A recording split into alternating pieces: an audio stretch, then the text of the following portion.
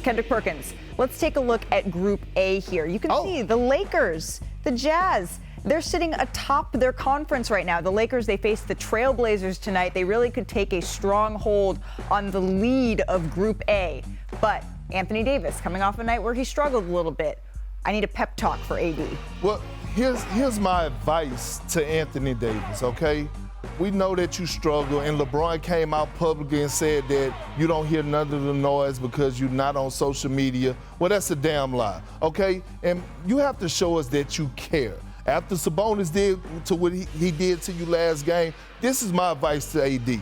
The legend, Kevin Garnett, used to always say, hey, Perk, you know, when you have a good game, don't run home to see what they say about you in the media and see what they say about you on social media.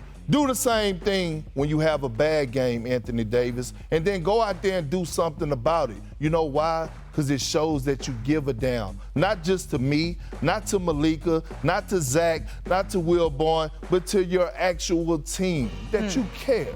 Well, but AD can always tune into NBA Today. We always appreciate that part, though. Perk, thank you. Well, it's not going to be an easy road for the Lakers if they advance from this group. Because take a look. The matchups, they aren't set for the single elimination rounds, but perhaps they could face a team in the West Group C. So, Zach, when you look at this esteemed group, is there a team that sticks out to you? Perk gave a pep talk to Anthony Davis. I'm going to give myself a pep talk. Cue the tape for the team that stands out to me from September, baby. Cue it. But I'm going to make a bold prediction anyway. Put up the groups. The Minnesota Timberwolves are winning the inaugural in-season tournament. Minnesota winning. That's pretty spicy. I'm calling it now. You called it. Look at them dominating Group C, the group of death. Minnesota's going all the way in the in-season tournament. They're just a perfect match between franchise and this new fun thing we're doing. They're going to win this, and we'll see what happens after that. But look, they're playing well. They've arrived. They beat the Nuggets. They beat the Celtics. And Anthony Edwards, the scoring, the dunks, all that. Pay attention to the passing because the game is starting to slow down for him. This kind of pass never happened last year. Anthony Edwards slipped past to Rudy Gobert. They barely connected at all. They worked all offseason, all training camp on stuff like this. Rudy Gobert looks like himself again. And here comes the end again. Watch the skip to the corner with Steph still leaning towards the paint. So Jaden McDaniels has kind of a runway there. That's a lot of space. See Steph kind of leaning there. And here he goes. Jaden McDaniels finishes the job. From there, he's playing grade 2. Anthony Edwards, 22 years old. Passing is starting. It's not great yet, but it's getting better and better and better. In-season tournament champs, baby. In-season tournament champs. You called it. I got to give you a. Well, look, they're probably going to lose tonight or whenever they play their next IST. No, we're not going to give them that juju. The Wolves, they could make a run here, but just a trip to the NBA Finals. It appears all roads lead through Denver, just like a trip to the NBA Finals would lead to that. You can take a look by Group B. Didn't pull it up fast enough. Sorry, Director Kathy. The Nuggets, they put their undefeated tournament record on the test on the road tonight against Zion Williamson and the Pelicans. Tim, I am curious for you. Do you think New Orleans has a chance of slowing down Denver here? Yeah, look, they do because they've got enough talent to do it. But it comes down to this, right? We all know in the Western Conference right now, it's Denver and then everybody else. So is Denver serious enough about this? And you're talking about a team that just won a championship. They've got their sights on winning several more as long as Nikola Jokic is in his prime. So is this going to have the relevance to treat it like a playoff game? And if it does, the Denver Nuggets are the best team in the Western Conference. So that, for me, is what it comes down to, a mentality. And that is something that's internal. That is something I think that probably is not going to mean as much to them as a team like Minnesota, making a run and trying to win this whole thing because they're trying to make that progression. Denver doesn't have a progression to make. They're an NBA champion. So I just want to see how much it matters because if it does, the Denver Nuggets play the cleanest basketball. And if that's the case, they'll go undefeated in their pool. Breaking news here. Bradley Beal will miss at least the next 3 weeks, and then he will be reevaluated as he continues to rehab a low back strain. This timeline was determined following further evaluation and consultation on his injuries. Mr. Wilbon, I don't want to say I'm getting Brooklyn Nets vibes quite yet, but how concerned are you about this big three? Well, it won't be dysfunctional like the Brooklyn Nets. It won't be loud and public and dysfunctional. That's not who those three guys are. But this was part of the concern about Bradley Beal coming from Washington. Brad played in 82 games back-to-back seasons not very long ago. But these last, 4 or 5 seasons, missing more and more games. I think there was a 40-game season, a 50-game season, a 60. Not enough. They were concerned about that coming into this, if you're going to have the big three out there. Then you've had Booker injured. Durant's the only one of the three that has played in all the games. I think 11 of them, all of them. He played with Beal twice and Booker, I think, 3 times. So they haven't been out there. And once again, I'm going to go back to a familiar theme. The West is too good for this. Yeah.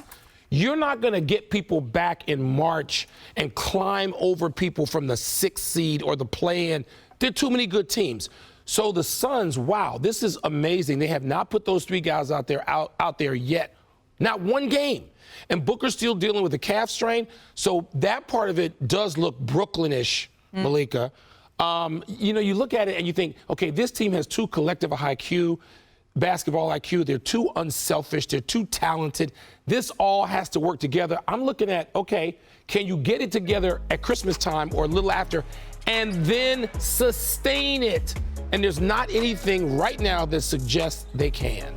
How many games do they need to play together, Zach, for you to feel good heading into the playoffs? Well, remember, last year they got 8, right? They got 8 last year with Durant, CP, and Booker, and all they said was, oh, that wasn't enough. We barely got to know each other. Give me 25 or 30 in the season so you can get a rhythm going into the playoffs. You know who you are. And look, as long as they have Book and KD, they're going to win enough games to be fine in the West. But that unless or as long as, like, your margin for error, it gets a little smaller now. And by the way, Kevin Durant, I'm worried. 3rd in the league in minutes per game. That's like way it's talk about LeBron Kevin Durant. Behind Tyrese Maxey and Shaden Sharp's having a great time in Portland. I am, and that's what I'm worried about. And look, my early pick for MVP, I had KD because I watched him in preseason. I say, you know what? He looks healthy, but the load that he's been having to carry for this Phoenix Suns team, you talk about sustaining that. Can't do that. Can't do it. Can KD continue to do it, especially with his history? Legs, is Bradley Beal is he, in your mind, a plug-and-play player? Can you just toss him into the offense and they know how to run it with him, or is this something that you need to see a little bit of a sample size here?